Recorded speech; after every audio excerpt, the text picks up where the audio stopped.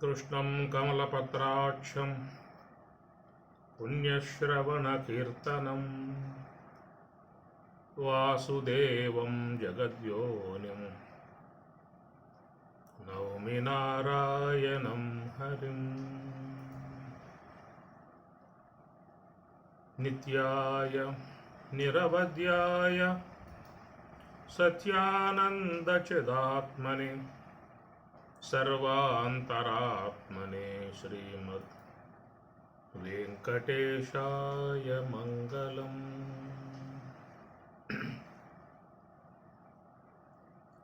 ఉత్తర గీత 2వ అధ్యాయాన్ని అధ్యయనం చేస్తూ ఉన్నాము. శ్రీ భగవాను వాచ యథా జలం జలే క్షిప్తం క్షీరే క్షీరం ఘృతే ఘృతం అవిశేష భవే తద్వజ్జీవాత్మ పరమాత్మనోహో అని చెప్పినంటూ 3వ శ్లోకంలో జీవే పరేణ తాదాత్మ్యం సర్వగం జ్యోతి ఈశ్వరం ప్రమాణలక్షణై జ్ఞేయం స్వయం ఏకాగ్రవేదిన. జీవే అనేది సప్తమి భక్తి ఏకవచనము, పరేణ తృతీయ భక్తి ఏకవచనం. జీవే జీవుని యందు పరేణ పరమాత్మతో తాదాత్మ్యం ఉన్నది అన్నాడు. దేని అనుసరించి తాదాత్మ్యము అని చెప్పనంటే ప్రమాణ లక్షణై అన్నాడు. ప్రమాణ లక్షణై లక్షణములతో, లక్షణముల చేత. ఈ తృతీయ భక్తి బహువచనం. లక్షణై లక్షణములతో జీవుని యందు పరేణ పరమాత్మతో తాదాత్మ్యం అనేటువంటిది లక్షణాలను బట్టి ఉన్నది అన్నాడు. నిన్న మనం లక్షణ ప్రమాణాభ్యాం వస్తు సిద్ధి నతు వస్తుపలభ్యతే. నతు ఇవి కనుక లేకపోయినాయి అని చెప్పనంటే నతు వస్తు ఉపలభ్యతే, వస్తువు నా ఉపలభ్యతే అనగా లభింపబడదు అన్నాడు. వస్తువు అంటే ఇది వ్యావహారికం కావచ్చు, పారమార్థికం కావచ్చు. వ్యావహారికాన్ని వ్యావహారిక సత్తా అన్నారు, పారమార్థికాన్ని పారమార్థిక సత్తా అన్నారు. సత్తా అంటే ఉండుట, సత్తా అంటే ఉండుట, ఉందనేటువంటి దానిని సత్తా అంటారు. అయితే పారమార్థికముగా చెప్పేటువంటి బ్రహ్మము త్రికాలాబాధ్యమై ఉంటుంది. వ్యావహారికముగా ఉన్నటువంటిదేమో అది త్రికాలములలో ఉండదు. ఒక కాలములో ఉంటుంది, ఒక కాలములో ఉండదు. అందువల్ల దాన్ని మిథ్య అనే పేరుతో పిలుస్తూ ఉన్నారు. మిథ్య అంటానికి కారణం ఏంటంటే ఒకప్పుడు లేదు, ఇప్పుడేదో తోస్తూ ఉన్నది. కొద్ది కాలం అయితే ఉండదు, భవిష్యత్ కాలంలో లేదు, భూతకాలంలో ఉండబోయేది కాదు, వర్తమాన కాలంలో తోస్తూ ఉన్నది. దీన్ని వ్యావహారికముగా ఉన్న సత్తా అన్నారు. ఇది ఉన్నది, ఇది వ్యావహారికంగా ఉన్నది తప్ప పారమార్థికంగా లేదు. పారమార్థిక సత్తా అన్నప్పుడు అది త్రికాలాబాధ్యము అని అర్థం. భూతకాలంలో ఉన్నది, భవిష్యత్ కాలంలో ఉన్నది, వర్తమాన కాలంలోనూ ఉన్నది. కాల పరిచ్ఛేదం లేని విధానంగా ఉన్నటువంటి దాన్ని పారమార్థిక సత్తా. పారమార్థికము అంటే అంటే వేరు. మనం పంచేంద్రియాల ద్వారా ఏది విషయం చేసుకుంటూ ఉన్నామో, మన పంచేంద్రియాలకే తెలియబడుతూ ఉన్నదో ఆ తెలియబడేటువంటిది దానికంటే వేరుగా ఉన్నటువంటిది అని అర్థం. సంబంధం పార, అది ఆది వృద్ధి అంటారు. సంస్కృతంలో పదాలకి ఆది వృద్ధి ఏర్పడుతుంది. కాబట్టి సంబంధం పారమార్థికము. అంటే వేరుగా ఉన్నది, వ్యావహారిక వస్తువుల్లో చేరింది కాదు. వాటికంటే విలక్షణము కలిగి ఉన్నటువంటిది పారమార్థికము అన్నారు. ఏమిటి విలక్షణము అని చెప్పనంటే ఈ వ్యావహారిక వస్తువుకు ఉన్నటువంటి లక్షణాలు వేరు, పారమార్థికంగా ఉన్న బ్రహ్మమునకు దాని లక్షణాలు వేరు. వేరు కాబట్టి ఇది వేరు అది వేరు అంటాం. మనం గతంలో చెప్పుకున్నాము. ఇది అది రెండు ఒకటే. ఎప్పుడు అంటామంటే లక్షణములలో తేడా లేకపోతే ఇది అది ఒకటే అంటాం. లక్షణ భేదం ఉన్నట్లయితే ఇది వేరు అది వేరు అంటాం. లక్షణమే కాదు, గుణభేదం ఉన్నా కానీ ఇది వేరు అది వేరు అంటాం. 2 గ్లాసులు నీరు పోసినప్పుడు ఈ రెండు కూడా నీరే అని చెప్పి అంటాం. కానీ నోట్లో పోసుకొని రుచి చూసినప్పుడు ఇది తీయటి నీరు, అది ఉప్పు నీరు, కాబట్టి ఈ నీరు వేరు ఆ నీరు వేరు అని గుణము ద్వారా వేరు చేస్తాం. ద్రవ్యం ఒకటే, గుణాన్ని బట్టి వేరు చేస్తాం అన్నమాట.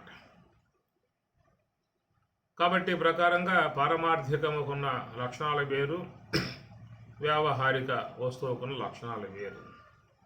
వ్యావహారిక వస్తువు జడం, పారమార్థిక వస్తువు చేతనం, ఇత్యాదులు. లక్షణాలను బట్టి రెండు వేరని చెప్పనే విధానముగా. కాబట్టి ఈ ప్రకారంగా చూసినట్లయితే అహం బ్రహ్మేతి నిర్దేష్టం, నేను బ్రహ్మమును అనేటువంటి విషయములో నాకేమిటి కిం తత్ర ప్రమాణం తంత్ర కిం భవేత్ అనేది ఆయన అడిగిన ప్రశ్న అర్జునుడు వేసిన ప్రశ్న. అహం బ్రహ్మేతి నిర్దేష్టం, నేను బ్రహ్మము అని తెలుసుకోవటానికి, నిర్దేష్టం తెలుసుకోవటానికి, తత్ర విషయమున మరి ప్రమాణం తత్ర కిం భవేత్, ప్రమాణం ఏమిటి అనేది ఆయన అడిగిన ప్రశ్న. కాబట్టి పరమాత్మ ఇక్కడ లక్షణై, అది లక్షణముల ద్వారానే తెలుసుకోవాల్సి ఉంటుందయా, నీవు బ్రహ్మం అనేటువంటి విషయము లక్షణాలను బట్టే తెలుసుకోవాల్సి ఉంటుందని చెప్పడం. కాబట్టి జీవి అనగా ప్రతి ఒక్కరూ కూడా జీవభావం కలిగి ఉన్నారు. ఈ జీవభావం కలిగి ఉన్నటువంటి మరి అందరూ కూడా భగవద్ విషయంలో భేదభావన కలిగి ఉన్నారు. జీవభావం కలిగి ఉన్నటువంటి వారు భగవద్ విషయంలో భేదభావం కలిగి ఉన్నారు. భేదభావము అని చెప్పనంటే నీవేరా భగవంతుడివి అని చెప్పనగానే అదిరిపడతాయి. నేను దేవుడు ఏంటండి, నేను సామాన్య వ్యక్తిని, అల్పజ్ఞుడిని, కించిజ్ఞుడిని, పరీక్షుడిని, నేను జనన మరణములు గలవాడిని, దుఃఖిని, అలమట్టించేవాడిని, పేదరికంతో బాధలు పడేవాడిని, నేనెక్కడా దేవుడు ఎక్కడా అనేటువంటిది సాధారణంగా ఈ ద్వైత అంశాలు ప్రతి ఒక్క వ్యక్తి ఏందో సాధారణంగా గోచరిస్తున్నటువంటి అంశాలే.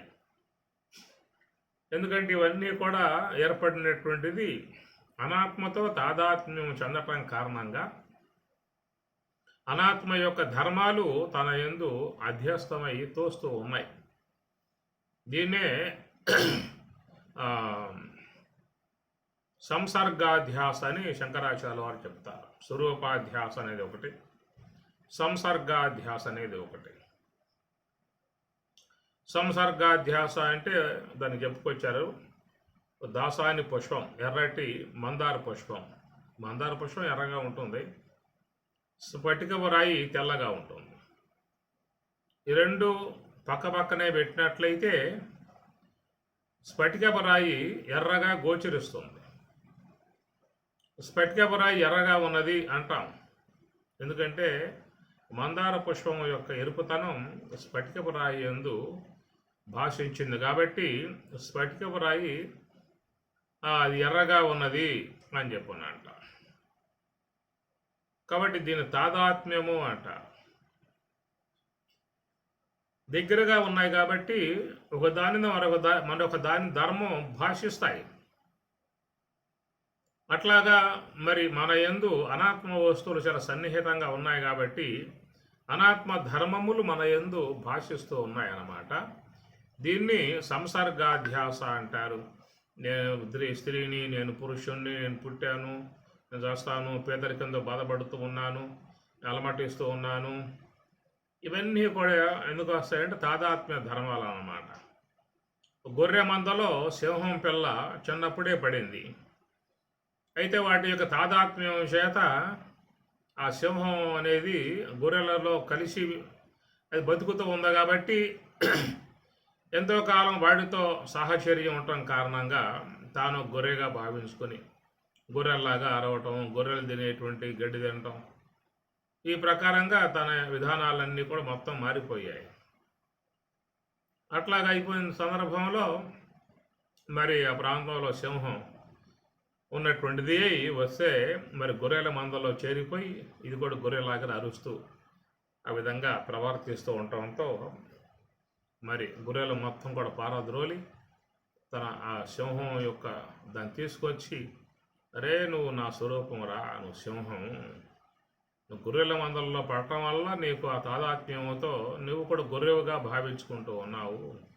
ఒక్కసారి చూడు నా స్వరూపం ఎట్లా ఉంది, నీ స్వరూపం ఎట్లా చూడు అని చెప్పని నీటిలో చూపిస్తే మరి అప్పుడు దానికి నేను సింహమే అనేటువంటి యొక్క ఒక చక్కటి భావం వచ్చిందని చెప్పేమాట. ఇది తాదాత్మ్య విధానం అన్నమాట. ఈ తాదాత్మ్యం చాలా కాలంగా ఉన్నప్పుడు మరి దాని వాళ్ళ యందు ఈ భావాలు గోచరిస్తాయి. ఎక్కడైనా కానీ కాక నువ్వు దేంట్లో ఉంటే దాని యొక్క భావాలు నీకు వచ్చేస్తాయి. దేంట్లో ఉన్నవాడికి ఆ భావాలన్నీ కూడా వ్యక్తి యందు ఆపాదింపబడతాయి, వచ్చేస్తాయి. ఎవరెవరు ఎక్కడెక్కడ పెరిగారో ఒక బ్రాహ్మణ కుటుంబంలో పుట్టిన వాడే వాడిని తీసుకుపోయి చండాలని ఇంట్లో పెట్టేసేయండి చిన్నప్పుడే, ఇక వాడు మరి వాళ్ళ చేష్టలతోనే ఆ స్వభావాలతోనే అట్లాగే వచ్చేస్తాడు. ఓ క్షత్రియ పుత్రుని తీసుకుపోయి సామాన్యులే ఉన్నటువంటి రైతు కుటుంబంలో పడేయండి, వాడికి వాళ్ళ యొక్క అలవాట్లు వాళ్ళ యొక్క స్వాభావిక చేష్టలే వాడికి వచ్చేస్తాయి. ఇది కొద్ది కాలముగా ఆ స్నేహం చేయటం వల్ల తాదాత్మ్య ధర్మాలు అనేటువంటివి వచ్చేస్తాయి అన్నమాట. ఎట్లయితే సింహం అనేది తన యొక్క సింహం యొక్క స్వరూపాన్ని ఎట్లా తెలియజేయగా, చూడు నీవు కూడా నేనే అని చెప్పిన విధానంగా తెలియజేయటం కారణంగా తనకు గొర్రెతనం పోయి మళ్ళీ సింహం యొక్క స్వభావం తను గుర్తించిందన్నమాట. అది కర్ణుడు కూడా ఎప్పటి నుంచో నేను శూద్రుణ్ణి రాధాపుత్రుణ్ణి శూద్రుణ్ణి అని చెప్పనే విధానంగా బాధపడుతున్న పరిస్థితి. ఒక రోజున కృష్ణ పరమాత్మ ఏకాంతంగా పిలిపించి, నువ్వు రాధాపుత్రుడు కాదురా, నువ్వు శూద్రుడు కాదు, నువ్వు క్షత్రియుడివి, నువ్వు కుంతిపుత్రుడివి అని చెప్పని పరమాత్మ తెలియజేయటంతో ఒక్కసారిగా ఆయనలో సంతోషం ఆనందం కలిగింది. నేను శూద్రుని కాదు, నేను క్షత్రియుడిని. ఈ క్షత్రియత్వం కొత్తగా వచ్చిందేం కాదు, స్వతసిద్ధంగా పుట్టుకతోనే ఉన్నది. అయితే వేరే చోట్ల పెరగటం కారణంగా ఆ తాదాత్మ్యం అనేది ఏర్పడటం కారణంగా నేను శూద్రుణ్ణి, నేను రాధాపుత్రుణ్ణి, గుర్రాలు తోలేవాడిని, బండ్లు తోలేవాడిని అనేటువంటి భావాలు ఆయనలో చోటు చేసుకోవటంతో మరి ఆయన నిరంతరంగా బాధపడుతున్న పరిస్థితి. ఎప్పుడు పరమాత్మ ఆయనకి నువ్వు శూద్రుడివి కాదు, నువ్వు క్షత్రియుడివి, కుంతిపుత్రుడివి, పాండవ అగ్రజుడివి, నువ్వే పెద్దవాడివి, ధర్మరాజు కన్నా పెద్దవాడివి నువ్వే, అందరు నీ తమ్ముళ్ళు, అర్జునుడు భీముడు అందరి తమ్ముళ్ళు, నువ్వే పెద్దవాడి అని చెప్పని ఆ విధంగా చెప్పగానే ఆయన ఆనందపడ్డాడు. కాబట్టి ఆ ప్రకారంగా లోకంలో అందరూ కూడా తాదాత్మ్యమును చెందారు. అనేక జన్మలుగా ఈ శరీరాలతో తాదాత్మ్యం అనేది ఉంది కదా, కొత్తగా వచ్చిందేం కాదు ఇది. ఏమి దేహ పరంపరలు అనాదిగా వస్తూ ఉన్నాయి. అనాదిగా వస్తున్నటువంటి భావాలు మన యందు బాగా నాటుకుపోయాయి, బాగా చేరుకుపోయాయి.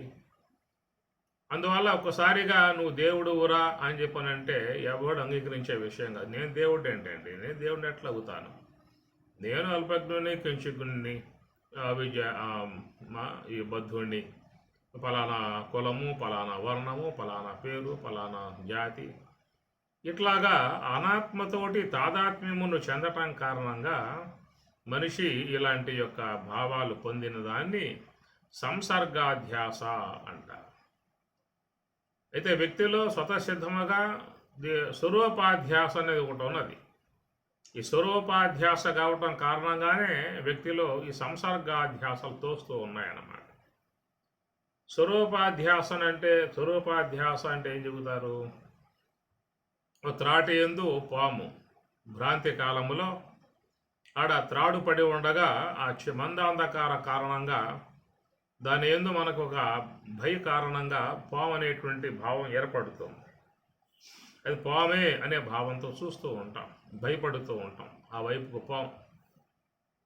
కారణం ఏంటంటే మరి అది త్రాడు బారుగా ఉన్నది కాబట్టి ఆ బారుగా ఉన్నటువంటి విధానమే పాములో కూడా ఉన్నది కనుక పాము బారుగా ఉంటుందిగా, త్రాడు బారుగా ఉంది, పాము బారుగా ఉంది.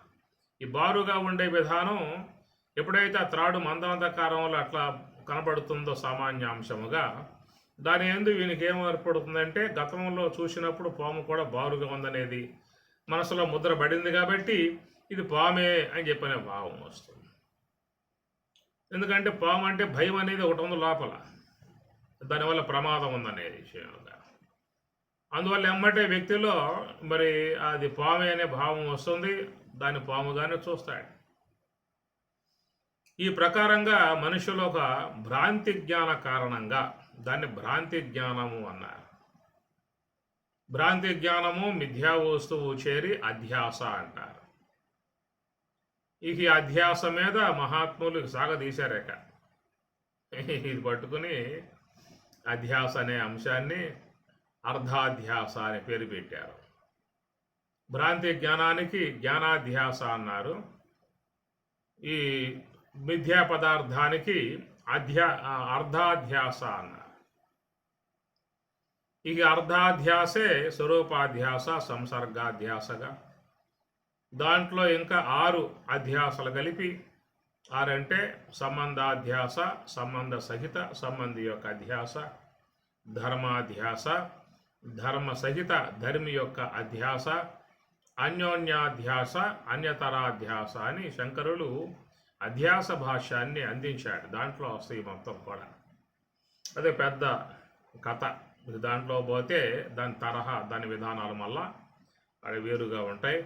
ఎప్పుడన్నా మనం తీరుబాటుగా ఉన్నప్పుడు అధ్యాస భాష్యంలోకి పోవాల్సి ఉంటుంది. అది ఎప్పుడు వస్తుందో తెలియదు. అందువల్ల ఈ ప్రకారంగా దీనిని యొక్క అర్ధాధ్యాస అనే విషయముగా, దాన్ని భ్రాంతి జ్ఞానము అన్నారు. భ్రాంతి జ్ఞాన విషయముగా గోచరించేటువంటి ఏ యొక్క త్రాటి యందు సర్పాకారం ఉన్నదో దానిని ఏం చెప్పారు? స్వరూపాధ్యాస అన్నారు. దాన్ని స్వరూప అధ్యాస అన్నారు. స్వరూపాధ్యాస అంటే త్రాడు అనే భావం లేదు అక్కడే, కేవలం పాము అనే భావనే ఉంటుంది. కాబట్టి ఆ పాము అనేటువంటిది అది ప్రాతిభాషిక వస్తువుగా చెప్తారు. ప్రతీతి కాలంలో మాత్రమే, భ్రాంతి జ్ఞాన కాలంలో మాత్రమే ఉండి పోయేది కాబట్టి దానిని ప్రాతిభాషిక వస్తువు అన్నారు. యథార్థ కాలంలో లేదు. ఎప్పుడైతే టార్చ్ లైటో ఏదైనా దీపం పెట్టుకుని చూసినప్పుడు ఇతరాడు అన్న జ్ఞానం కలిగిన తర్వాత ఆ పాము అనేది ఉండదు కాబట్టి అది కేవలం భ్రాంతి జ్ఞాన కాలంలో మాత్రమే గోచరించేది కాబట్టి అది ప్రతీతి కాలంలో మాత్రమే గోచరించే వస్తువు అన్నారు. అది ప్రాతిభాషికము. జీవకల్పితమై ఉన్నటువంటి, భ్రాంతిజన్యమై ఉన్నటువంటి సర్పాన్ని ప్రాతిభాషికం అన్నారు. కాబట్టి ప్రాతిభాషికమై ఉన్నటువంటి ఈ సర్ప భావన త్రాటి యొక్క స్వరూపాన్ని పూర్తిగా మరుగు చేసింది. త్రాడనే జ్ఞానం లేదే. ఇప్పుడు నీకు సంసర్గాధ్యాసలో పోయినట్లయితే సంసర్గాధ్యాసలో ఏం చెప్పుకున్నాము? ఒకటేమో మందార పుష్పం అన్నాం, ఒకటి స్ఫటికపు రాయి అని చెప్పన్నాం. 2 వ్యావహారిక వస్తువులే ఇక్కడ. ఈ 2 వ్యావహారిక వస్తువులే. ఒకదాని వ్యావహారిక వస్తువు ధర్మం మరొక వ్యావహారిక వస్తువుపై భాషించటాన్ని సంసర్గాధ్యాసలో చేరుతుంది. ఇక్కడ చూస్తే స్వరూపాధ్యాసలో ఒకటేమో వ్యావహారిక వస్తువు, మరొకటి ప్రాతిభాషిక వస్తువు. వ్యావహారిక వస్తువు త్రికాలాలలో ఉంటుంది. భ్రాంతి జ్ఞానం కలకముందు ఉన్నది, భ్రాంతి జ్ఞానం కలిగినప్పుడు ఉన్నది, భ్రాంతి జ్ఞానం పోయాక ఆ త్రాడు ఉంటుంది. ఆ త్రాడు 3 కాలాల్లో ఉంటుంది. కానీ కేవలం ఈ ప్రాతిభాషికముగా గోచరించేటువంటి సర్పం ఒక భ్రాంతి జ్ఞాన కాలంలో మాత్రమే తప్ప తర్వాత ఉండదు. కాబట్టి ఈ ప్రకారంగా త్రికాలములలో ఉండేటువంటి త్రాటిని మరి ఈ మధ్యకాలంలో వచ్చినటువంటి భ్రాంతిజన్యమైనటువంటి యొక్క సర్పం త్రాటి స్వరూపాన్ని పూర్తిగా మరుగు చేసింది. మరుగు చేసి తానే తోస్తుంది కాబట్టి దీన్ని స్వరూప అధ్యాస, స్వరూపత అధ్యాస, స్వరూపాన్ని మొత్తం పూర్తిగా మరుగు చేసేసింది అన్నమాట. మరుగు చేసి దాని యందు పాము అనేది వాస్తవ విధానంగా సత్య విధానంగా అదే గోచరిస్తూ ఉన్నది. అంచేపు భ్రాంతి జ్ఞానం ఉంటే అంచేపు ఉంటుంది అది. భ్రాంతి జ్ఞానమునకు విషయమై గోచరించేది కాబట్టి ఎంతసేపైతే భ్రాంతి జ్ఞానం ఉంటుందో అంతసేపు ఆ యొక్క మిథ్యా సర్పం ఉంటుంది. అందుచేత ఈ ప్రకారంగా ఆ గోచరించేటువంటి ఆ మిథ్యా సర్పం త్రాటి స్వరూపాన్ని పూర్తిగా మరుగు చేసిందనమాట. ఈ మరుగు చేయటాన్ని స్వరూపత అధ్యాస, స్వరూపాధ్యాస అన్నారు. ఆ ప్రకారంగానే త్రికాలాబాధ్యమై ఉన్నటువంటి యొక్క నీవు ఎప్పటికీ ఉన్నావు, త్రికాలములలో ఉన్నావు. నువ్వు నిన్న ఉన్నావా, ఉన్నాను అంటాం. ఈ పూట ఉన్నావా, ఉన్నాను అంటాం. రేపు ఉంటావా అంటే ఏమోనండి చెప్పలేను అంటాం. కారణం ఏంటంటే లోపల మరి స్వరూపమునందు అధ్యస్థమై దోస్తున్నటువంటి అనాత్మ వస్తువుల విషయములో అవి నేననే భావంతో ఉన్నాం కాబట్టి, ఏవైతే అనాత్మ వస్తువులుగా దేహము ప్రధానంగా స్థూల దేహం తీసుకోండి. ఇంకా స్థూల దేహం లోపల అనాత్మ చాలా ఉన్నది. సూక్ష్మదేహ సంబంధం కానీ అనేక 20 తత్వాలు కానీ అనేక ఉన్నాయి. అయినా మనకేంటంటే స్థూల దేహ భావన బాగా వచ్చేసింది కాబట్టి మరి ఈ దేహం యొక్క భావన ఇది భ్రాంతిజన్యమై ఉన్నటువంటి భావన. నేను దేహం అని చెప్పి అనుకోవటం అది భ్రాంతిజన్యము. పారమార్థికమై ఉన్నటువంటి బ్రహ్మమునందు ఈ వ్యావహారికమై ఉన్నటువంటి యొక్క దేహం అధ్యస్థమై భాషిస్తూ ఉన్నది. ఇది వాస్తవికంగా ఉండేది కాదు, ఇది పోతుంది. అయితే ఈ పోయేటువంటి యొక్క ఈ దేహానికి అధిష్టానం ఎవరని చెప్పనంటే బ్రహ్మమే. ఎట్లయితే త్రాటి యొక్క అధిష్టానములో ఆ పాము అనేది గోచరిస్తూ ఉన్నదో, త్రాడు అధిష్టానంగా లేకుండా పాము గోచరించే అవకాశం లేదు. కనుక మిథ్యాసర్పమై గోచరించేటువంటి భ్రాంతిజన్యమై గోచరించేటువంటి భయానకమై గోచరించేటువంటి ఆ సర్పానికి అధిష్టానం త్రాడే. త్రాడు లేకుండా సర్పం గోచరించదు. దాని భ్రాంతి జ్ఞాన కారణమైంది తెలుసుకోవటానికి. అట్లాగా మరి ఈ దేహం అనేటువంటి యొక్క భ్రాంతిజన్యమై ఉన్నటువంటి దేహం ఇది త్రికాలాలలో ఉండదు. అవ్యక్తాదీని భూతాని వ్యక్త మధ్యాని భారత అవ్యక్త నిధనాన్యేవ తత్రక పరివేదన. అవ్యక్తాదీని భూతాన్ని పుట్టకముందు ఈ దేహం లేదు, మరణించాక ఈ దేహం అనేది ఉనికే లేదు. వ్యక్త మధ్యాని ఈ మధ్యకాలంలో వ్యక్తమై గోచరిస్తూ ఉన్నది. ఆదిలో లేక అంతములో లేక మధ్యకాలంలో గోచరించేటువంటి ఈ దేహం త్రికాలాబాధ్యమై త్రికాలములలో లేనటువంటిది ఈ దేహం. కాబట్టి ఆ దేహమునందు మనకి మరి సత్యత్వ భావన గోచరిస్తున్నది. దేహం నేననేటువంటి భావం ఉన్నది కాబట్టి మనకు లోన ఉన్నటువంటి పారమార్థిక వస్తువు తెలియకుండా పోయిందన్నమాట. ఆ తెలియకుండా పోయినటువంటి విషయమే స్వరూపాధ్యాస అని అన్నారు. ఉదాహరణ మీకు అర్థమైతే, దృష్టాంతం అర్థమైతే ద్రాష్టాంతికం మీకు అర్థమైనట్లే. అనగా భ్రాంతి జ్ఞాన కాలములో ఉన్నప్పుడు సర్పం అనే భావం తోస్తూ ఉన్నప్పుడు త్రాడు గోచరించదు. అటనే ఈ దేహము నేననేటువంటి యొక్క ఉనికి మన యందు అధ్యస్థమై ఉన్నది కాబట్టి లోపల ఉన్నటువంటి ఆత్మ అనేటువంటిది నేననేటువంటి భావం లేదు. ఆ లేకపోవటమే ప్రతి ఒక్కరిలో ఉన్నటువంటిది స్వరూపాధ్యాస. అది ప్రతి ఒక్కరిలో ఉన్నది ఈ అధ్యాస. కనుక దేహం నేననేటువంటి యొక్క భావన ప్రధానముగా ప్రగాఢముగా అందరికీ ఏర్పడి ఉన్నది. ఎవరైనా ఒక మాట అంటే మాత్రం ఊరుకోం. ఎవరైనా బ్రహ్మమును దూషించినా ఏం పట్టించుకోరు, ఆత్మను దూషించినా ఎవరు పట్టించుకోరు. చెప్పండి, పట్టించుకుంటారు మీరు ఎవరైనా? పేరు పెట్టి కనుక ఒక మాట అన్నారు అంటే ఇక అంతే, నడుము బిగిస్తారు, ఇక అంతే యుద్ధానికి సిద్ధం అవుతారు.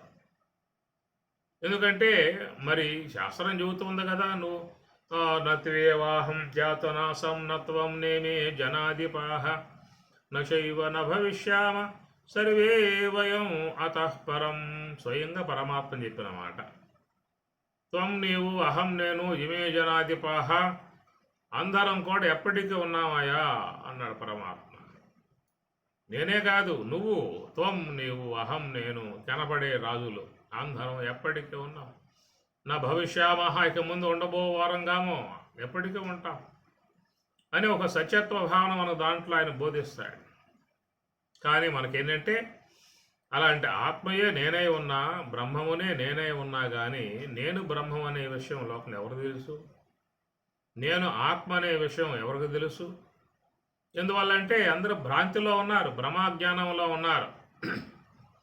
ఈ ఆత్మ యొక్క ఆధారం చేసుకుని గోచరించేటువంటి యొక్క ఈ శరీరమే నేను అనేటువంటి భావన ప్రగాఢముగా అందరికీ కూడా పుట్టుకతో వచ్చేసింది. అదే స్థిరపడింది. కాబట్టి ఈ ప్రకారంగా మరి ఇక్కడ చూసినట్లయితే స్వరూపాధ్యాస అన్నారు. నీ యందు ఏముందంటే స్వరూపాధ్యాస ఉన్నది. ఎట్లా త్రాడు గోచరించకుండగా దాని యందు పాము మాత్రమే గోచరిస్తుందో, ఈ భ్రాంతి జ్ఞానం ఉన్నంత వరకే. ఏదో లైట్ వేసి చూసామనుకోండి, అంధకారాన్ని పారద్రోలి ఆడ ఉన్నటువంటి యొక్క వస్తు స్వరూపాన్ని ఆ లైట్ ప్రకాశములో చూసినప్పుడు ఓహో ఇది త్రాడు కదా అనే జ్ఞానం కలుగుతుంది. జ్ఞానం కలిగాక ఇక వాళ్ళకి ఈ సర్పభ్రాంతి ఉండదు, సర్పభ్రాంతి పోతుంది. అది కలగాలి, ఆ ప్రకాశం ద్వారా కలగాలి. అట్లాగే మనకు కూడా మరి ఏ యొక్క వ్యక్తి తన ఆత్మయి ఉండగా తాను బ్రహ్మమై ఉండగా, కానీ నేను దేహం అనేటువంటి భ్రాంతిలో ఉండటం కారణంగా దాన్ని గురుదేవుల వారు తన ప్రబోధం అనేటువంటి ప్రకాశము ద్వారా అందరికీ కూడా ఉన్నటువంటి యొక్క వాస్తవాన్ని తెలియజేస్తాడు. ఆ ప్రకాశం ఎట్లా వస్తుందంటే జ్ఞాన ప్రకాశము అన్నారు. అది భగవద్గీత, ఉపనిషత్తులు, బ్రహ్మసూత్రాలుగా ఉన్నటువంటి వాటిలను అధ్యయనం చేసినప్పుడు వాటి ప్రకాశము ద్వారా మనకేమవుతుంది, మరి నేను కేవలం సచ్చిదానందమై ఉన్నటువంటి బ్రహ్మమును అనేటువంటి భావన వస్తుంది. అలాంటి ఆ భావన వచ్చినప్పుడు నేను దేహం కాదనేటువంటి యొక్క విషయం కూడా తెలుస్తుందన్నమాట. మరి ఆ ప్రకాశాన్ని ఎవరు చేసేది చెప్పండి? సద్గురువు లాంటి మహాత్మ మనం దొరకాలి కదా. కేవలం మనకు లభించేటువంటి వాళ్ళు సామాన్య జ్ఞానం ఉన్నటువంటి వాళ్ళే లభిస్తూ ఉన్నారు. మిడిమిడి జ్ఞానం ఉన్నటువంటి వాడు శాస్త్ర జ్ఞానం ఉండదు, ఏముండదు. వాళ్ళు గురువులై కూర్చుంటారు. ఇక వాళ్ళు చెప్పేటువంటి యొక్క మాటలన్నీ వీళ్ళకి సంతోషం కలిగింపజేసేవిగా ఉంటాయి. ఎందుకంటే వీళ్ళలో వినేవాళ్ళలో అది కేవలం ఖాళీ బొట్ట, దాంట్లో ఏం లేవు. ఏమి తెలియనితనంతో ఉన్నటువంటి వాడు కాబట్టి వీడికి ఏ కొంచెం బోధించినా కానీ మరి దాన్ని నచ్చే విధానంగా ఉంటుంది. కనుక చాలా విధానాలు లోకంలో సరైనటువంటి పరిపూర్ణమైనటువంటి యొక్క జ్ఞానం అనేటువంటిది రావటం లేదు. అది రావాలని చెప్పి అన్నట్లయితే మనకు ఏవైతే ప్రస్థానత్రయంగా చెబుతూ ఉన్నారో భగవద్గీత, బ్రహ్మసూత్రములు, ఉపనిషత్తులుగా ఉన్నటువంటి వాట్లను ఎవరు మంచిగా అధ్యయనం చేసి అవగాహన చేసుకుని వాటి నుంచి విషయాలు మనకు అందించినప్పుడు ఆ ప్రకాశము ద్వారా మనలో ఉన్నటువంటి అజ్ఞానం అనే అంధకారం పోయి మరి నేనంటే ఏదో అనే విషయం తెలిసినప్పుడు ఈ దేహమునందు ఉన్నటువంటి యొక్క భ్రాంతి తొలగిపోతుంది అనేటువంటిది. కాబట్టి ఈ ప్రకారంగా ప్రతి ఒక్క వ్యక్తిలో కూడా మరి స్వరూపాధ్యాస అనేటువంటిది ఉన్నది. స్వరూపాధ్యాస అంటే అంధకార కారణంగా నేననేటువంటి యొక్క వాస్తవిక స్వరూపం మరుగుబడి దాని యందు అధ్యస్తముగా గోచరించే అనాత్మ వస్తువుకు ఈ దేహాదులే నేనని చెప్పి అనుకోవటాన్ని మరి ఏమంటారు ఇక్కడ? స్వరూపాధ్యాస. రెండవది సంసర్గాధ్యాస అని చెప్పి అన్నాం కదా. సంసర్గాధ్యాస అంటే ఏం చెప్పుకున్నా, రెండు పదార్థాలు వేరువేరుగా ఉంటాయి. ఒక పక్క మందార పుష్పాన్ని పెట్టాం, మరో ప్రక్క మరి స్ఫటికపు రాయి పెట్టాం అనుకోండి. అక్కడ ఏమైంది? మందార పుష్పం యొక్క ఎరుపుతనం స్ఫటికపు రాయి యందు అధ్యస్తమైంది. దాన్ని బట్టి ఏమంటామంటే స్ఫటికపు రాయి ఎర్రగా ఉందండి అంటాం. దీన్ని సంసర్గాధ్యాస అంటారు. అట్లా ప్రతి ఒక్క వ్యక్తిలో కూడా మరి లోన సత్యస్వరూపమై ఉన్నటువంటి ఆత్మ, అనాత్మ వస్తువులు రెండు కూడా మరి చేరి ఉన్నటువంటి విధానం. పాలు నీరు ఏర్పరచి పాలలో ఓలలాడినదెనొక హంస, పాలు పడిన ఈ పరమహంసమున ఓలే ఉన్నది దెనొక హంస అన్నాడు హనుమాచార్యులు. పాలు నీరు ఏర్పరచే పాలలో ఓలలాడు. మరి హంసలు పాలు ముందు పెట్టినట్లయితే ఆ పాల భాగాన్ని మాత్రమే స్వీకరిస్తాయి, నీటి భాగాన్ని విసర్జిస్తాయి. మరి ఆ పాలను నీటిని రెండింటిని కూడా వేరు చేయగలిగే విధానం హంస. అట్లాగే ఆత్మను అనాత్మను రెండింటిని వేరు చేయగలిగేటువంటి యొక్క విధానం పరమహంస. వాళ్ళకు మాత్రం తెలుస్తుంది. మరి ఈ ప్రకారంగా ఇప్పుడు చెప్పుకున్నట్లుగా సంసర్గాధ్యాస విధానంగా బందార పుష్పం గెలుపుతాను, స్ఫటికపు రాయి ఉంది అధ్యాసమై, స్ఫటికపు రాయి ఎర్రగా ఉందండి అన్నట్లుగా. అట్లాగా ఆత్మయుగు నాయందు ఈ అనాత్మ యొక్క వస్తువుల ధర్మాలు నా అధ్యస్థం కావటం కారణంగా ఏమంటున్నాము అని చెప్పనంటే, నేను స్త్రీని, నేను పురుషుణ్ణి, బ్రహ్మచారిని, గృహస్థుణ్ణి, వనప్రస్థుణ్ణి, శూద్రుణ్ణి, క్షత్రియుణ్ణి, వైశ్యుని, నేను పుట్టాను, చేస్తాను, నల్లగా ఉన్నా, తెల్లగా ఉన్నా, వారుగా ఉన్నా, సన్నగా ఉన్నా, బాల్యుణ్ణి, యవనస్తుని, వృద్ధాప్యుణ్ణి, నాకు దుఃఖాలు వస్తూ ఉన్నాయి, బాధలు ఏర్పడుతూ ఉన్నాయి, అనేక కష్టాలు పడుతూ ఉన్నాను, పేదరికంతో బాధపడుతూ ఉన్నాను. ఇవన్నీ ఏంటంటే అనాత్మ యొక్క సంబంధమై ఉన్నటువంటి ధర్మాలు నీ యందు భాషించడం కారణంగా ఇవన్నీ కూడా మాట్లాడుతున్న విధానం. ఇవన్నీ ఎప్పుడు పోతాయి అంటే స్వరూప స్థితి పొందినప్పుడు. ఇందా చెప్పుకున్నాం కదా, దీప సహాయంతో ఉన్న వస్తువుని ఉన్నట్లుగా తెలుసుకున్నట్లయితే మరి లేని సర్పం ఎట్లా లేకుండా పోయిందో అట్లాగా మనలో కూడా ఈ లేనటువంటి యొక్క ధర్మాలు మన యందు భాషిస్తున్నటువంటివన్నీ కూడా స్వరూప జ్ఞానాన్ని పొందినట్లయితే మొత్తం కూడా తొలగిపోయే విధానము ఏర్పడుతుందన్నమాట. అది ఇక్కడ చెప్పటం. జీవే పరేణ తాదాత్మ్యం లక్షణై ప్రమాణ లక్షణై. రెండు పదాలు ఉన్నాయి ఇక్కడ. జీవే జీవుడవగు నీయందు, పరేణ పరమాత్మతో ఈ తాదాత్మ్యం అనేది ఎట్లా వస్తుందంటే లక్షణై జ్ఞేయం. లక్షణై ఈ లక్షణములు తెలియబడగలిగితే ఎట తెలియబడతాయి? ముందు గురువు చెప్పాలి. గురువు చెప్పకుండా తెలియబడే అవకాశం లేదు. ఏ విద్యకైనా గురువు లేకున్న నా విద్య పట్టుబడదు, కావునను అభ్యాసికి గురు శిక్ష కావలెను నారాయణ అని నారాయణ శతకం. తద్విద్ధి ప్రణిపాతేన పరిప్రశ్నేన సేవయా ఉపదేశంతి తే జ్ఞానం జ్ఞానినః తత్వదర్శినః అని పరమాత్మ అన్నమాట. తద్విధి ప్రణిపాతేన పరిప్రశ్న సేవయా. అరే నాయన గురువు వద్దకు పోవాలని చెప్పి అన్నాడు. గురువు సన్నిధికి వెళ్ళాలి. వెళ్ళగానే చక్కగా ఆయనకి నమస్కారం చేయాలి. ప్రణిపాతేన అన్నాడు. నిపతతి, పతతి అంటే పడటం, నిపతతి అంటే బాగా పడిపోవాలట. నిపతతి సాల్ల స్వామివారికి పదం కూడా. ప్రణిపతతి అన్నాడు. ప్రణిపాతేన ప్రణిపతతి పడిపోవాలి. ప్ర ఉపసర్గ, ని ఉపసర్గ, పతతి అంటే పడటం. ప్రణిపాతేన తృతీయ భక్తి ఏకవచనం, పడుట చేత. మరి ఆ ప్రకారంగా గురువు వద్దకు పోతే సాష్టాంగంగా పడిపోవాలని చెప్పి అన్నారు. దండ ప్రమాణం సాష్టాంగం. అష్ట అంటే 8.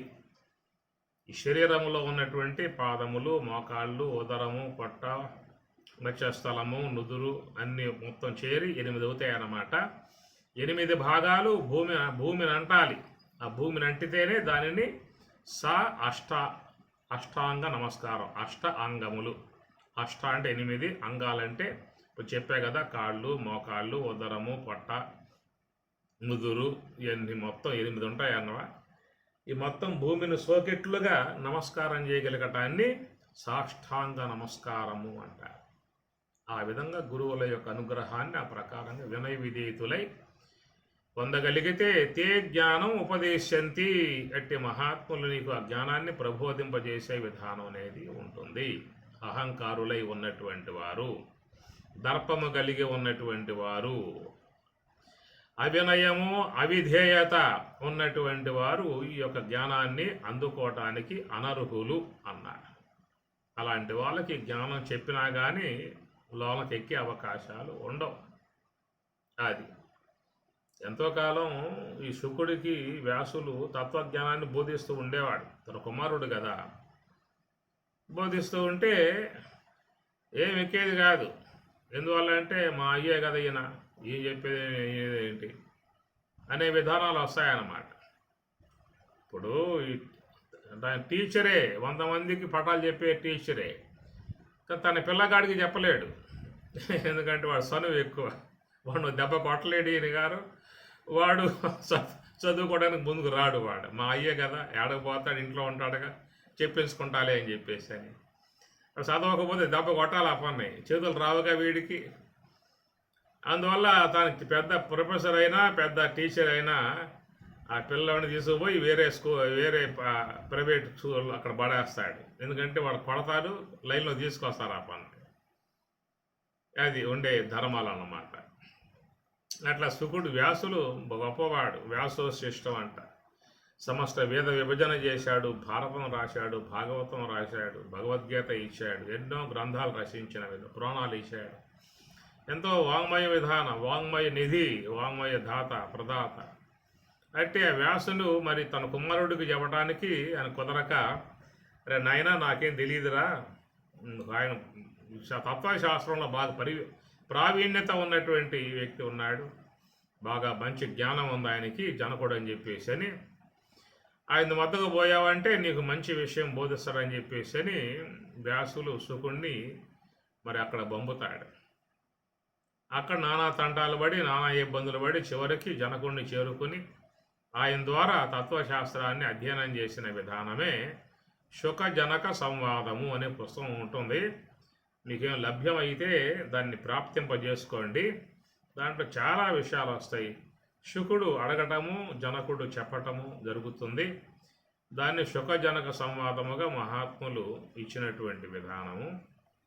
కాబట్టి ప్రకారంగా అవినయము, అవిధేయత, భక్తి శ్రద్ధలు లేకపోవటము, లెక్కలేనితనము, గురువులంటే ఎలాంటి పూజ్య భావం లేకపోవటము, వాళ్ళని తక్కువ చేసి మాట్లాడటము, కించపరిచి మాట్లాడటము, అవినయము, అవిధేయతలు ఇవన్నీ ఉన్నటువంటి వాడికి ఏమీ చెప్పే అవకాశాలు ఉండవు. చెప్దామని చెప్పి అనుకున్న ఈయన గారు వాడి చెవులోకి పోయే అవకాశాలు ఆడ ఉంటాయి, వాడికి ఉండే అవకాశం. తద్విద్ధి ప్రణిపాతేన పరిప్రశ్నేన సేవయా ఉపదేశ్యంతి తే జ్ఞానం జ్ఞానినః తత్వదర్శనః.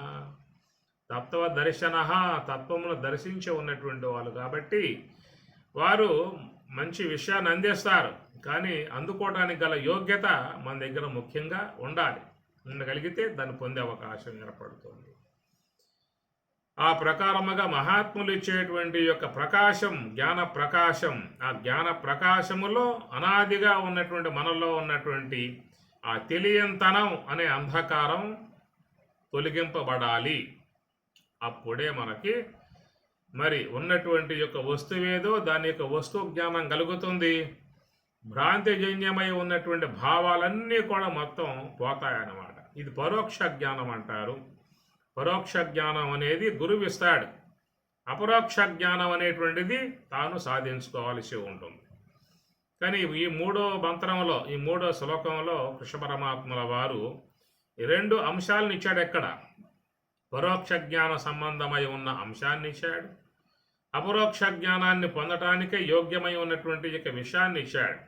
అపరోక్ష జ్ఞాన విషయంలో ఏంటంటే సర్వగం జ్యోతి ఈశ్వరం స్వయం ఏకాగ్ర వేదిన.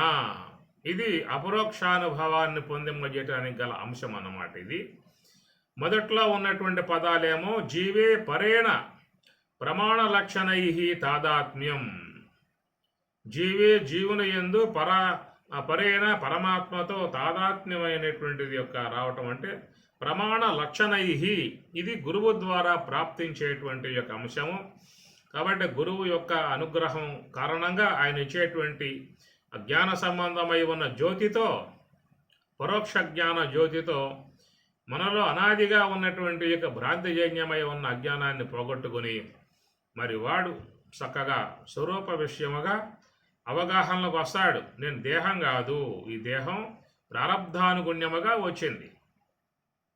ప్రారబ్ధ కర్మ వల్ల వచ్చింది.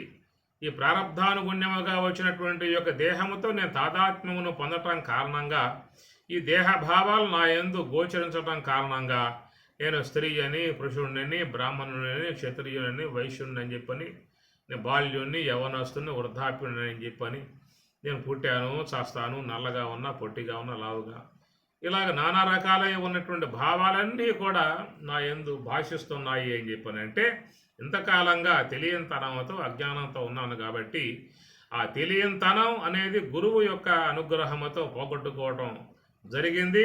అప్పుడు ఆయన మరి చక్కగా మరి ఉన్నటువంటి వస్తువేదో ఆ వస్తు స్వరూపాన్ని ఆయన స్మరించుకునే విధానం ఏర్పడుతుంది.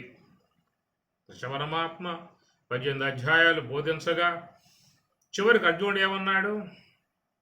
మరి పరమాత్మ అడిగాడు, త్వయేకాగ్రేణ చేతస కచ్చిదజ్ఞాన సమ్మోహం ప్రణష్టస్తే ధనంజయ.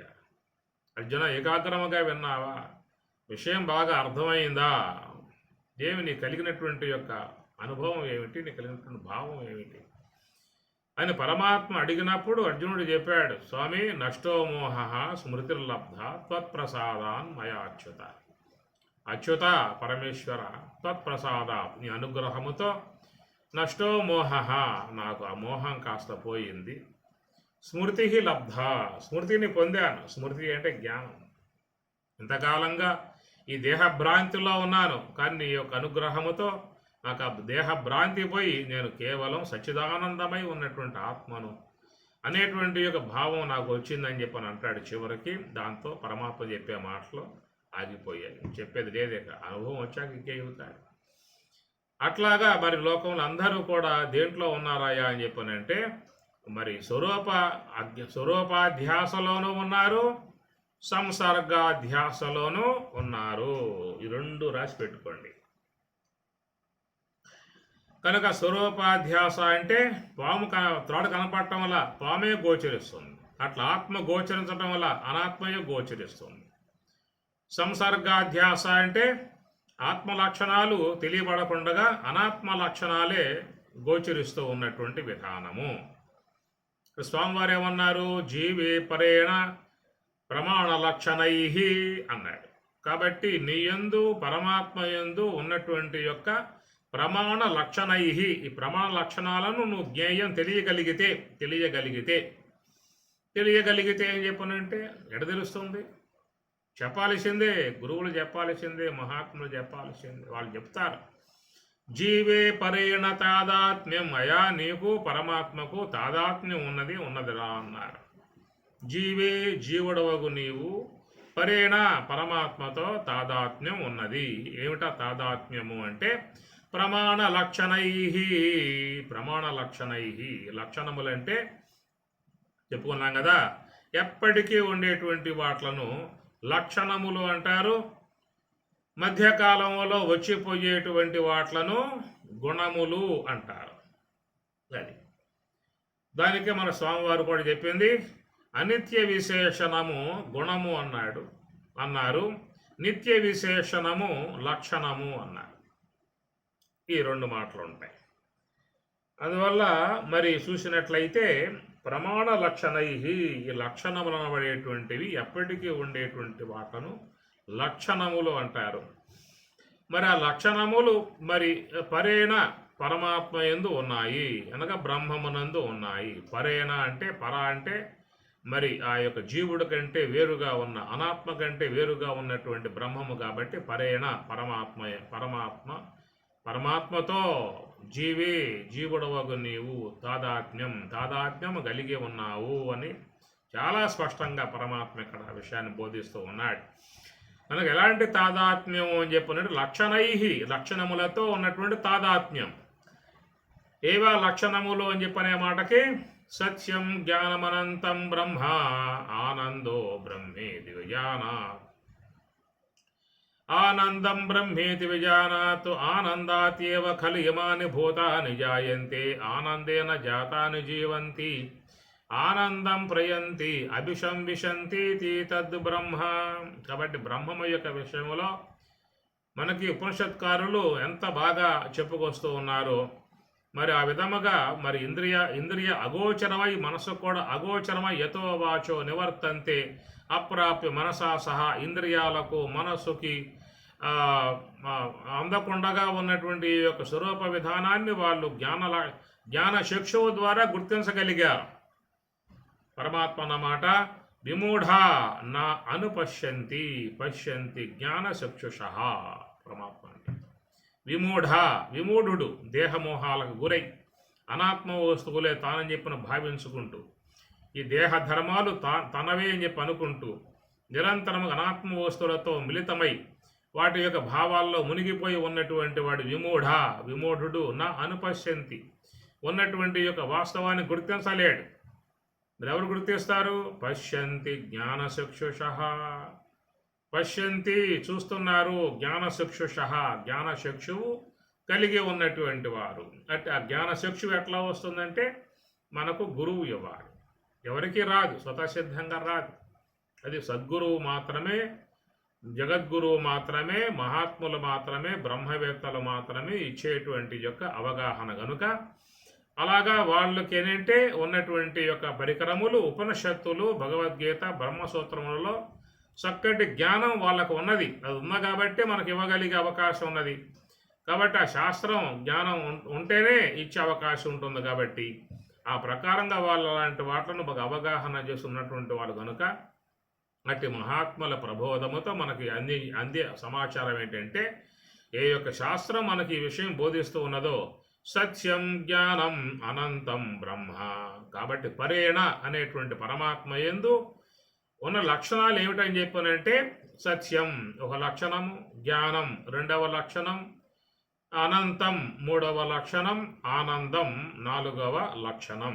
ఈ 4 లక్షణాలు బ్రహ్మమునందు ఉన్నటువంటివి, స్వరూపత ఉన్నటువంటి లక్షణాలు అవి వాటిని గుణములని చెప్పి అనకూడదు.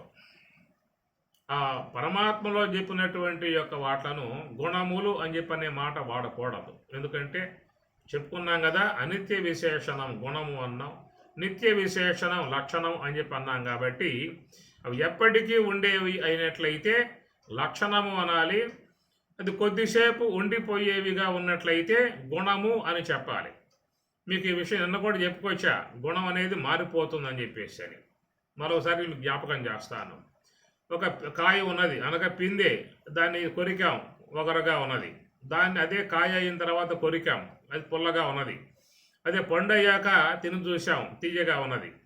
ఇట్లా గుణం అనేటువంటిది ఎప్పుడూ కూడా మారిపోతుంది అన్నమాట. అదే పాలు తాగామనుకోండి, అదో గుణం కలిగి ఉంటుంది. ఆ పాలే పెరిగయ్యాక తిన్నామనుకోండి, అదో గుణం కలిగి ఉంటుంది. ఆ పెరిగే మజ్జిగ చేసి తాగామనుకోండి, దాని గుణం వేరుగా ఉంటుంది. దాని నుంచి మధ్యంసగా వచ్చినటువంటి యొక్క వెన్న తిన్నామనుకోండి, దాని గుణం వేరుగా ఉంటుంది. ఆ వెన్ననే కాసి నెయ్యిగా చేసి తాగామని చెప్పనంటే దాని గుణం వేరన్నమాట. దేని గుణాలు దానికి ఉంటాయి. కాబట్టి ఒక వస్తువులో పరిణామం చెందినప్పుడు దాంట్లో గుణాలు మారిపోతూ ఉంటాయి. పరిణామం చెందినప్పుడల్లా కూడా దాంట్లో గుణాలు మారిపోతూ ఉంటాయి. కాబట్టి మారిపోయే లక్షణం, మారిపోయే స్వభావం కలిగి ఉన్నటువంటి వాటిని మనం గుణములు అనాలన్నమాట. ఇప్పుడు మన బ్రహ్మములో చెప్పినటువంటివి సత్యం, జ్ఞానం, అనంతం బ్రహ్మ, ఆనందం అని అన్నప్పుడు మరి వీటిని మనం గుణాలు అనుకోవాలి, లక్షణాలు చెప్పుకోవాలి. గుణములు అని చెప్పి అన్నాం అనుకోండి, ఇక మరి ఆ బ్రహ్మమునందు సత్యత్వ లక్షణం కూడా ఒకప్పుడు ఉంటుంది, ఒకప్పుడు ఉండదు. అటనే ప్రకాశ లక్షణం కూడా ఒకప్పుడు ఉంటుంది, ఒకప్పుడు ఉండకూడదు. అదే ప్రకారంగా అఖండత్వపు లక్షణం కూడా ఒకప్పుడు ఉంటుంది, ఒకప్పుడు ఉండకూడదు. ఆనందత్వపు లక్షణం కూడా ఒకప్పుడు ఉంటుంది, ఒకప్పుడు ఉండకూడదు. ఈ విధంగా కనుక మారిపోయే విధానం ఉన్నట్లయితే వాట్లను మరి గుణములు అనబడతాయి. అవి మారవు, ఎప్పటికీ ఉంటాయన్నమాట. సత్యత్వపు లక్షణం ఎప్పటికీ త్రికాలాబాధ్యమై ఉంటుంది. మరి పరేణ ఆ భగవంతుని యందు సత్యత్వపు లక్షణము ఎల్లకాలము ఎందు ఉంటుంది అని చెప్పి అన్నప్పుడు మరి ఎట్లా ఏమి తెలిసి యతో వాచో నివర్తంతే అప్రాప్య మనసా సహా అని చెప్పి అన్నారు కదా.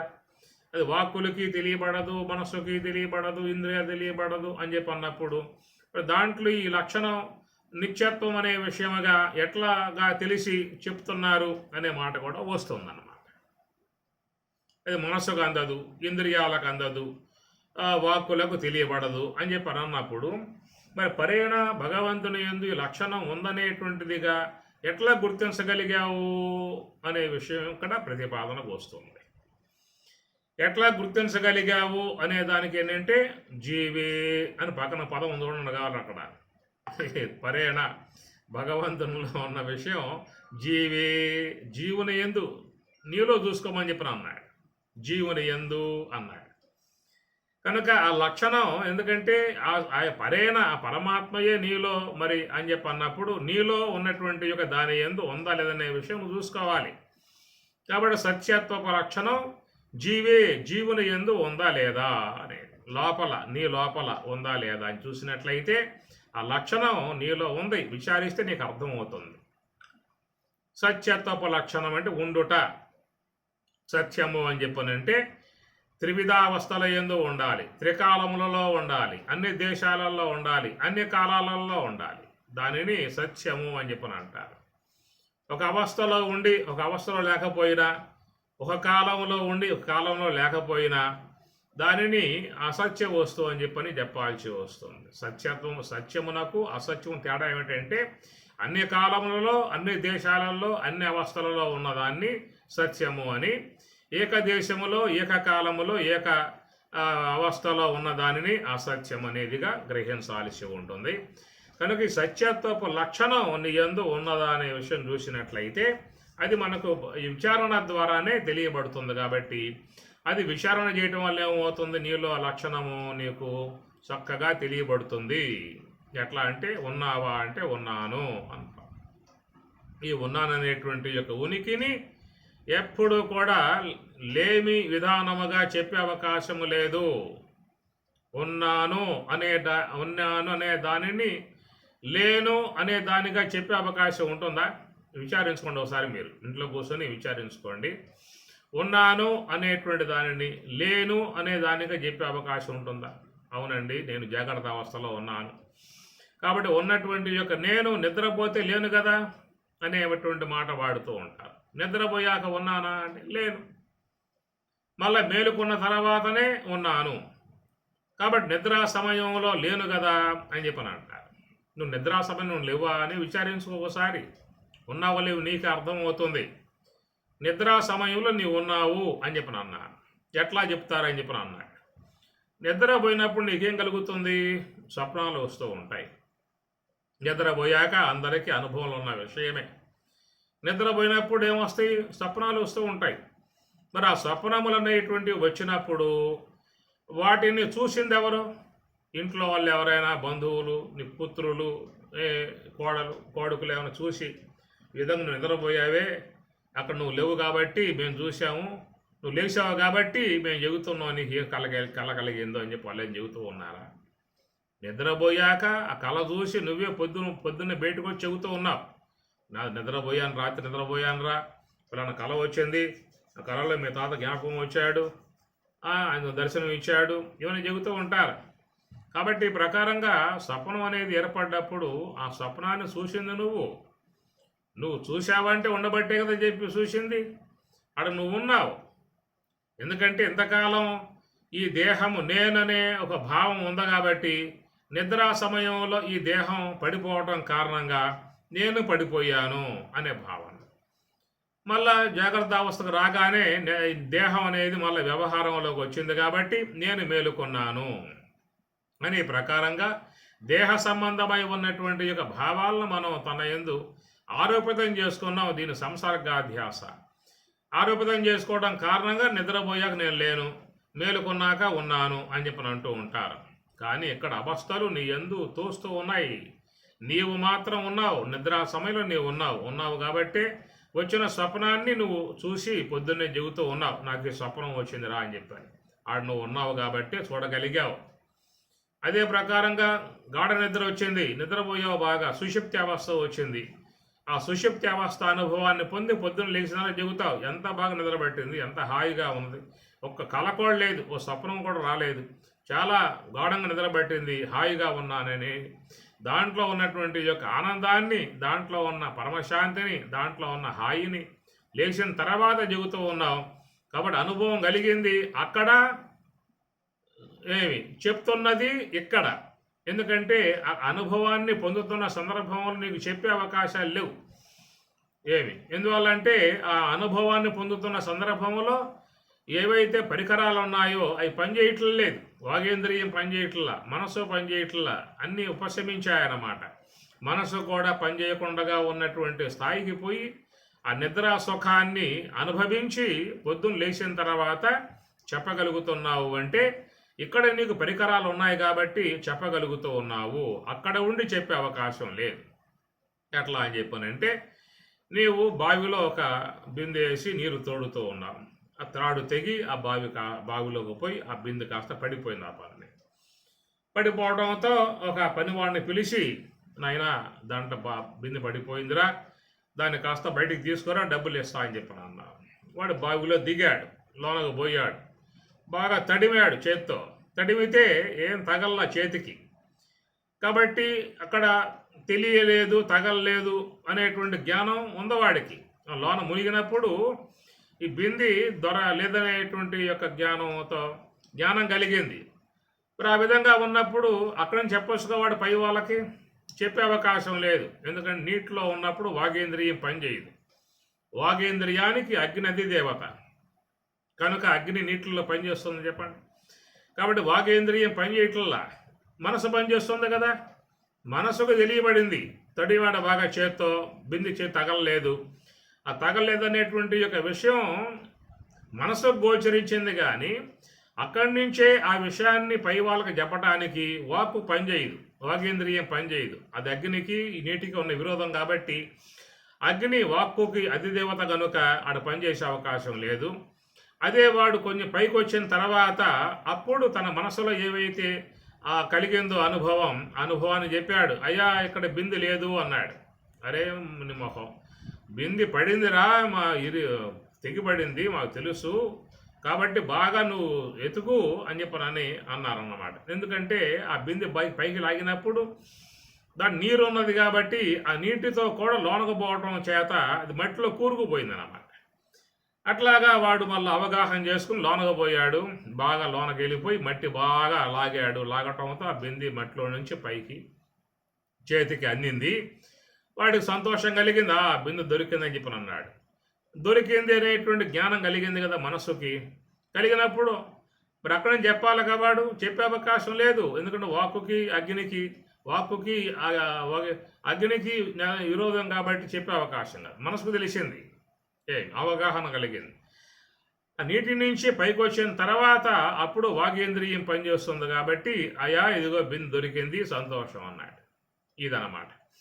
అదే ప్రకారం మనం కూడా సుషుప్తి అవస్థలో మునకేసినప్పుడు ఆ సుషుప్తి అవస్థలో అక్కడ నీకు కలిగినటువంటి యొక్క ఆనందం, బ్రహ్మానందాన్ని పొందావు, సంతోషాన్ని పొందావు. అక్కడి నుంచే చెప్పొచ్చుగా నేను బ్రహ్మానందాన్ని పొందుతున్నాను రా అని చెప్పని ఆడు చెప్పే అవకాశాలు, ఇంద్రియాలు పనిచేయట్లేదు కాబట్టి. అక్కడ సుషుప్తి అనుభవాన్ని పొందినటువంటి యొక్క తాను జాగ్రత్త అవస్థకు వచ్చిన తర్వాత చెబుతూ ఉన్నాడు. ఆహాహా, ఎంత ఆనందం రా లోపల, ఎంత హాయిగా ఉంది, ఎంత సుఖం కలిగింది అని చెప్పని అంటాడు బయటకు వచ్చాక. ఎందువల్ల ఇక్కడ పరికరాలు ఉన్నాయి కాబట్టి కలిగిన అనుభవం అక్కడ, చెప్పే విషయం ఇక్కడ. కాబట్టి చెప్పే విషయం కాడ అనుభవం కలగల. అనుభవం కలిగింది ఒక చోట, చెప్తున్నది మరొక చోట. కాబట్టి ఇక్కడ ఇంద్రియ సహకారం ఉంది కాబట్టి చెప్పగలుగుతూ ఉన్నావు. అక్కడ ఇంద్రియములు పూర్తిగా ఉపశమించాయి కాబట్టి ఆనందాన్ని నీవు పొందగలిగావు. ఇంద్రియములన్నీ కూడా ఉపశమించాయి కాబట్టి అక్కడ ఆనందాన్ని పొందగలిగావు. తిరిగి మరలా ఇంద్రియములు కలిగి ఉన్నావు కాబట్టి ఇక్కడికి వచ్చిన తర్వాత అక్కడ ఆనందాన్ని ఇక్కడ చెప్పగలుగుతూ ఉన్నావు. కాబట్టి అక్కడ ఉన్నటువంటి యొక్క నీవే ఇక్కడ ఉన్నటువంటి వాడివి, ఇక్కడ ఉన్నటువంటి వాడివి. ఇక్కడ ఉన్న నీవే అక్కడ ఉన్నావు. అక్కడ ఉన్నటువంటిది ఏది, ఇక్కడ ఉన్నది ఏది అని చెప్పనంటే అదే లోన ఉన్నటువంటి ఆత్మస్వరూపము. అది జ్ఞానస్వరూపమై ఉన్నటువంటిది, సత్యస్వరూపమై ఉన్నటువంటిది, ఆనంద స్వరూపమై ఉన్నటువంటిది. అట్టి ఆత్మ యొక్క స్వరూప పరిస్థితి తెలియాలని చెప్పన్నట్లయితే నీవు నిద్ర అనేటువంటి ఒక ఉపకరణం ద్వారా జ్ఞానేంద్రియములు ఉపశమింపజేసి, కర్మేంద్రియములు ఉపశమింపజేసి, అంతరేంద్రియాలు ఉపశమింపజేసి సుషుప్తి అనబడేటువంటి యొక్క స్థాయి దాకా నువ్వు పోయావు కాబట్టి అక్కడ నీకు ఆ యొక్క అనుభవం కలిగే విధానంగా ఉంటుంది. కాబట్టి ప్రకారముగా దేహము జడమయ్యింది, కర్మేంద్రియములు జడమయ్యాయి, జ్ఞానేంద్రియాలు జడమయ్యాయి, అంతరేంద్రియాలు జడమయ్యాయి. ఇంతకాలముగా నేను నేను నేను అనుకుంటున్నటువంటి యొక్క భ్రాంతి సంబంధమై ఉన్నటువంటి పదార్థాలు ఉన్నాయో ఈ దేహము మరి శవంలాగా పడిపోయింది. ఇంద్రియాలు పనిచేసేటువంటి యొక్క పంచేంద్రియాలు, జ్ఞానేంద్రియాలు అవి ఉపశమించాయి. ఇంకా జ్ఞానేంద్రియాలు అవి ఉపశమించాయి. ఇంకా లోపలికి పోతే మనస్సు, బుద్ధి, చిత్తాహంకారం అవి కూడా పడిపోయాయి. అన్నీ పడిపోయిన తర్వాత లోన ఉన్నటువంటి యొక్క నీవు జ్ఞానం కలిగి ఉన్నావు. ఆ జ్ఞానం అనేటువంటి యొక్క నీవు ఆనందముగా ఉన్నావు. అంటే ఆనందముగా ఉన్నటువంటి యొక్క నీవే త్రివిధావస్థలకు సాక్షిగా ఉన్నావు. ఇది జాగ్రత్త అవస్థ అన్నావు, ఇది స్వప్నావస్థ అన్నావు, ఇది సుషుప్తి అవస్థ అన్నావు. 3 అవస్థలు చెప్తున్నావు అంటే ఆ మూడింటి జ్ఞానం నీకు కలిగింది కాబట్టి జాగ్రత్త అవస్థ అనేటువంటిది స్వప్నంలో లేదు, స్వప్నం అనేది సుషుప్తిలో లేదు, సుషుప్తి అనేటువంటిది జాగ్రత్త అవస్థలో లేదు. లేమి అనేది వాటికి ఉన్నది, లేమి అనేది నాకు లేదు. జాగ్రత్త అవస్థలో ఉన్న నేనే స్వప్నంలో ఉన్న నేనే సుషుప్తిలో ఉన్న, ఆ సుషుప్తిలో ఉన్న నేనే యోగ సమాధిలో ఉన్న, ఆ యొక్క యోగ సమాధిలో ఉన్న నేనే తురియ అతీతములో ఉన్నటువంటి వాడిని. కాబట్టి నేను కాలానికి మరి అతీతుణ్ణి, సమస్తానికి సాక్షిభూతుణ్ణి, నేను కేవలం సత్యస్వరూపుణ్ణి, నేను జ్ఞానస్వరూపుణ్ణి, నేను ఆనంద స్వరూపుణ్ణి, నేను ఇంద్రియ అగోచరుణ్ణి, ఇంద్రియాలకు తెలియబడను, మనసుకు గోచరించను, అన్నిటినీ కూడా తెలుసుకుంటూ ఉన్నాను. నా మనసు అనేది బాగా ఉన్నది తెలుసుకుంటూ ఉన్నాను, మనసు బాగా లేదు తెలుసుకుంటూ ఉన్నాను, మనసు అశాంతితో ఉన్నది తెలుసుకుంటూ ఉన్నాను, మనసు శాంతిగా ఉంది తెలుసుకుంటూ ఉన్నాను. కాబట్టి ఈ యొక్క ఇంద్రియాలు అనేటువంటివన్నీ కూడా దేహము కానీ అన్నీ కూడా నాకు తెలియబడుతూ ఉన్నాయి. కాబట్టి అన్నింటినీ తెలుసుకునేటువంటి యొక్క అతీతముగా ఉన్నటువంటి యొక్క ఆ సురపమగు మరి ఆ యొక్క ఆత్మయే పరేణ పరమాత్మతో ఉన్నటువంటి తాదాత్మ్యం లక్షణై, ప్రమాణ లక్షణై. కాబట్టి అవి గుర్తిస్తేనే నీకు మరి ఆ పరమాత్మ అంటే ఏమిటో, లోన ఉన్న ప్రత్యేగాత్మ అంటే ఏమిటో తెలియబడుతుంది. కాబట్టి ఆ ప్రకారముగా పరోక్ష జ్ఞాన విధానములో మరి ఆ పరమాత్మతోటి తాదాత్మ్య అంశాన్ని లక్షణములు తెలిస్తేనే తెలుస్తుంది తప్ప లక్షణములు గోచరించకుండా తెలియబడే అవకాశం అనేటువంటిది లేదు. కనుక లక్షణములు, గుణములు అనేటువంటివి ప్రతి వస్తువులో చేరి ఉంటాయి. వ్యావహారికముగా ఉన్నటువంటి ప్రపంచ వస్తువులలో కూడా లక్షణాలు ఉన్నాయి, గుణాలు ఉన్నాయి. దీంట్లో లక్షణాలు అంటే ఏం చెప్పుకున్నాము, మానవునికి ఉండేటువంటి యొక్క అవయవ సముదాయము పశువులో లేవు, పశువుల్లో ఉన్నటువంటి అవయవ సముదాయము మనుషులో లేవు. దాని లక్షణాలు దానివి, వీళ్ళ లక్షణాలు వీళ్ళవి. కాబట్టి ఈ ప్రకారముగా వ్యావహారిక వస్తువులలో లక్షణాలు ఉంటాయి, గుణాలు ఉంటాయి. కానీ బ్రహ్మమునందు లక్షణములే తప్ప గుణములు అనేటువంటివి ఉండవు. ఆ లక్షణములే సత్యం, జ్ఞానం, అనంతం, బ్రహ్మ అనేటువంటివి. కాబట్టి అవి సశాస్త్రీయముగా మహాత్ముల ద్వారా విషయాన్ని ఇంకా కూలంకషంగా విన్నప్పుడు జీవే పరేణ తాదాత్మ్యం. ఎట్లా అంటే ప్రమాణ లక్షణై, ఆ లక్షణముల ద్వారానే మరి ఆ యొక్క జీవుడు, దేవుడు ఇరువురు కూడా ఒకటే అనేటువంటి విషయం దాన్ని బట్టి తెలుసుకోవాల్సి ఉంటుంది. ఓం సహనా భవతు సహనౌ భునక్తు సహ వీర్యం కరవావహై తేజస్వినావధీతమస్తు మా విద్విషావహై. ఓం శాంతి శాంతి శాంతి. హరి ఓం తత్సతు. శ్రీ గురుభ్యో నమః. హరి ఓం.